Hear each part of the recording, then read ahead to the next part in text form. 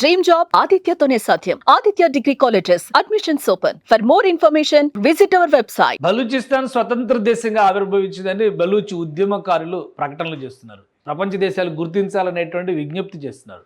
ఇటు భారత్ అటు ఐక్యరాజ్య సమితి కూడా తమ అస్తిత్వాన్ని గుర్తించాలనేటువంటి సూచన పదే పదే చేస్తున్నారు. అలానే ప్రతి ఇంట బలూచ్ జాతీయ జెండాలు ఎగరేస్తూ తమకొక ప్రత్యేక అస్తిత్వం ఉందనేటువంటి మాట చెప్తున్నారు. కానీ పాకిస్తాన్ ప్రభుత్వం మాత్రం ఇప్పటివరకు బలూచిస్తాన్కి సంబంధించి ఎలాంటి ప్రకటన చేయలేదు.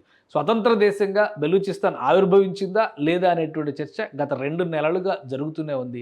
అయితే బలూచిస్తాన్ని వదులుకోవడానికి పాకిస్తాన్ ఏమాత్రం సిద్ధంగా లేదు. సాధారణంగా ఒక దేశం విభజన దిశగా అడుగులు వేస్తుందంటే ఆ దేశంలో ఉన్నటువంటి ప్రధాన నాయకత్వం ఖచ్చితంగా దాన్ని అడ్డుకునే ప్రయత్నం చేస్తుంది. అదే కథ బలూచిస్తాన్ విషయంలో కూడా పునరావృతం అవుతుంది. అయితే బలూచిస్తాన్ని వదులుకుంటే పాకిస్తాన్ నష్టపోయేదేంటి? ఎందుకంటే ఇప్పుడు బలూచిస్తానే పాకిస్తాన్కు ఉన్నటువంటి ప్రధానమైన ఇన్వెస్ట్మెంట్ అనేటువంటి అభిప్రాయం అంతర్జాతీయ సమాజంలో చర్చకు దారితీస్తుంది. ప్రధానంగా చైనా పాకిస్తాన్కి సంబంధించి ఎకనామిక్ కారిడార్ డెవలప్మెంట్ ప్రాజెక్టులో బలూచిస్తాన్ ఒక కీలకమైనటువంటి పాత్ర పోషిస్తుంది. ముఖ్యంగా దేశ విస్తీర్ణం పరంగా చూస్తే 44% భూభాగం బలూచిస్తాన్లోనే ఉంది. జనాభా పరంగా చూస్తే తక్కువ శాతం అంటే 5 నుంచి 6% మాత్రమే బలూచిస్తాన్ ప్రాంతంలో జనాభా ఉంది. కానీ సహజ వనరులు నిక్షేపాల విషయంలో మాత్రం బలూచిస్తాన్ మిగతా పాకిస్తాన్ కంటే కూడా చాలా భిన్నమైనది. ఇంకా సూటిగా చెప్పాలంటే బంగారు గనులు ఉన్నటువంటి ప్రాంతం బలూచిస్తాన్. అందుకనే బలూచిస్తాన్ని వదులుకోవడానికి పాకిస్తాన్ సిద్ధపడడం లేదు. అన్ని రకాల ముడి సరుకులు, అన్ని రకాల ఖనిజ సంపదతో పాటు బంగారం వనరులు కూడా బలూచిస్తాన్లో ఉన్నాయన్నది యథార్థం. దీనిపైన పాకిస్తాన్ జియోలాజికల్ సర్వే రిపోర్టే ఆ వాస్తవం ఏంటనేది చెబుతుంది. ఇటీవల కాలంలో బంగారానికి సంబంధించినటువంటి భూగర్భ నిల్వలు పెద్ద ఎత్తున పాకిస్తాన్లో బయటపడ్డాయనేటువంటి ప్రచారం కూడా విస్తృతంగా జరిగింది.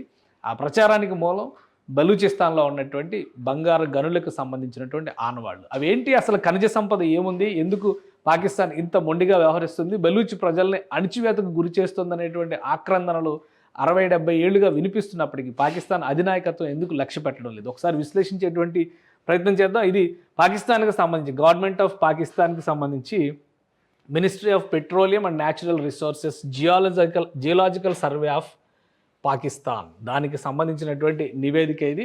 2017-18లో తయారు చేసినటువంటి నివేదిక. అంటే మనకి ఎట్లయితే జియోలాజికల్ సర్వే ఆఫ్ ఇండియా ఉందో అలానే పాకిస్తాన్ కూడా జియోలాజికల్ సర్వే ఆఫ్ పాకిస్తాన్ ఉంది. దానికి సంబంధించినటువంటి అధీకృతమైనటువంటి రిపోర్ట్ ఇది. అంటే అధికారిక నివేదిక.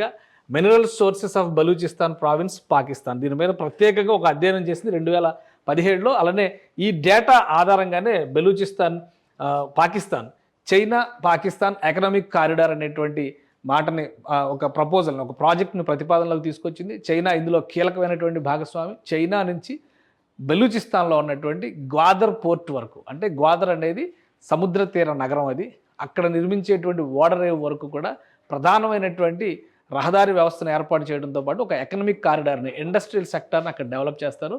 దానికి సంబంధించినటువంటి ఒప్పందం జరిగింది, పనులు జరుగుతున్నాయి, కొన్ని వ్యవస్థలు కూడా అక్కడ ప్రారంభమైనవి, కొన్ని సంస్థలను కూడా ప్రారంభించారు. కానీ దీనివల్ల ఎక్కువ ఎక్స్ప్లాయిటేషన్కి గురవుతుంది బలూచిస్తాన్ ప్రజలే అనేటువంటి ఆవేదన బలూచ్ ఉద్యమకారులు పదే పదే వ్యక్తం చేస్తున్నారు. ఎందుకంటే ఏర్పాటైనటువంటి సంస్థల్లో ఎక్కడ తమకు ఉద్యోగ అవకాశాలు రావడం లేదు, పొల్యూషన్ వచ్చి తమ మీద పడుతుంది, ఆరోగ్యాలు క్షీణిస్తున్నాయి, కనీస వసతులు పెరగడం లేదు, అలానే కనీసం ఆహార ధాన్యాలు కూడా అందేటువంటి పరిస్థితి బలూచిస్తాన్లో లేదు అనే ఆవేదన నుంచి పుట్టినటువంటి ఉద్యమమే 2000 సంవత్సరం నుంచి బలం పుంజుకొని చివరికి అది సాయుధ తిరుగుబాటుగా కూడా మారినటువంటి పరిస్థితి ఈ బలూచిస్తాన్ చరిత్రలో కనిపిస్తుంది. సో ఇందులో ఉన్నటువంటి మినరల్స్కి సంబంధించిన డేటా ఇక్కడ చాలా డీటెయిల్స్ ఇచ్చారు. Mineral resources of Balochistan province Pakistan. అలానే జిల్లాల వారీగా కూడా ఇందులో చాగయ్ అనేది ఒక జిల్లా, రస్కో అనేది ఒక జిల్లా, వాజ్దాద్ అనేది కూడా ఒక జిల్లా.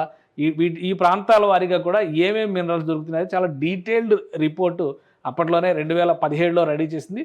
ఈ రిపోర్ట్ ఆధారంగానే చైనా పాకిస్తాన్ ఎకనామిక్ కారిడార్కి, అంటే సిపెక్ అనేటువంటి పేరు పెట్టారు, దానికి సిపెక్కి బీజం పడింది.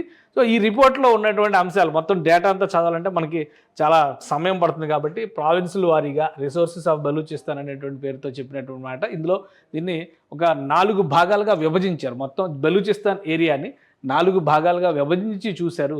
అక్కడ ఎక్కడెక్కడ ఏమేమి రిసోర్సెస్ ఉన్నాయనేది కూడా క్లియర్గా ఉన్నాయి. ఇది Balochistan province includes Balochistan basin. ఇక్కడంతా కూడా సహజ వాయు నిక్షేపాలు ఉన్నాయి. అంటే ఈవెన్ పెట్రోలియం సోర్సెస్ కూడా అక్కడ ఉన్నాయనేటువంటి అభిప్రాయం ఉంది. దానికి సంబంధించినటువంటి ఎక్స్కవేషన్స్ జరుగుతున్నాయి. ఇది బెలూచిస్తాన్ తీర ప్రాంతం కింద మనం చూడాల్సి ఉంటుంది. అలానే వెస్ట్రన్ ఇండస్ స్ట్రక్చర్ ఈ ప్రాంతంలో అంతా కూడా కీలకమైనటువంటి ఇనుము కానీ మైకా కానీ సల్ఫర్ కానీ ఇలాంటి రకరకాల మినరల్స్ దొరికేటువంటి ప్రాంతం చూస్తున్నారు. అలానే సులేమాన్ బేసిన్ అండ్ కిర్తార్ బేసిన్స్ ఇట్లా 4 ప్రాంతాలుగా విభజించి చూశారు. ఇందులో బంగారం దొరికేటువంటి అవకాశం ఉన్నటువంటి నిల్వలు ఉన్నాయనేటువంటి విషయం కూడా తేలింది. అల్యూమినియంకి సంబంధించి, ఐరన్కి సంబంధించి, కాపర్కి సంబంధించి, అలానే నికెల్కి సంబంధించి రకరకాల మెటీరియల్స్, లైమ్ స్టోను, ఇంకా మార్బుల్, లైమ్ స్టోను, మ్యాంగనీస్, మ్యాంగ్జైట్ ఇట్లాంటి చాలా మినరల్స్ ఈ ప్రాంతంలో దొరుకుతాయి అనేటువంటి నివేదికలు వచ్చినాయి.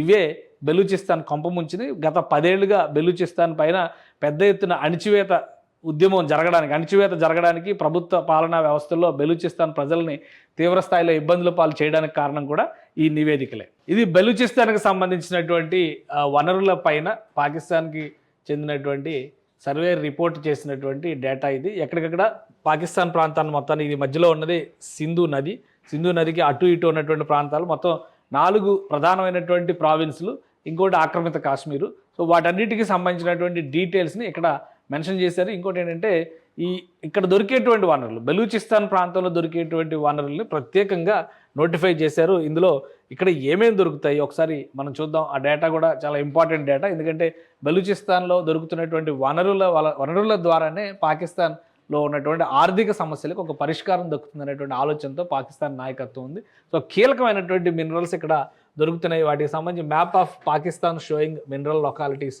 ఇందులో కాపరు, ఐరన్, లెడ్ జింక్, అలానే బెరైటీస్, గోల్డ్, ఇది కూడా చాలా ముఖ్యమైనది, మ్యాగ్నసైట్, అలానే క్రాబైట్, యాంటిమోనీ, ఫ్లోరైట్, సెలిరైట్, జిప్సము, కోల్, యురేనియం కూడా ఈ ప్రాంతంలో దొరుకుతుంది. దానికి సంబంధించినటువంటి ఈ సింబల్స్ ఆధారంగా ఇక్కడ చూస్తే కనుక ఎక్కడెక్కడ ఏ ఉన్నాయి, ఈ గోల్డ్ మైన్స్ దొరుకుతున్నటువంటి ప్రాంతం ఇది, గోల్డ్ సింబల్ ఇది ఉంది కాబట్టి గోల్డ్ మైన్స్ దొరుకుతున్నటువంటి ప్రాంతం ఇది. ఈ మధ్య కాలంలో వచ్చినటువంటి ఒక అంచనా ప్రకారం 5.5 మిలియన్ టన్నుల వరకు ఇక్కడ గోల్డ్ని ఎక్స్కవేట్ చేయడానికి అవకాశం ఉందనేటువంటి విషయాన్ని భూగర్భ శాస్త్రవేత్తలు అంచనా వేశారు.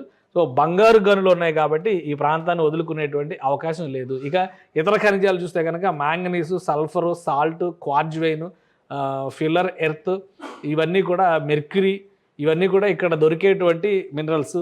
సో మొత్తంగా పాకిస్తాన్లో ఉన్నటువంటి భూభాగంలో 44% భూభాగం ఈ బెలూచిస్తాన్కే ఉంటుంది.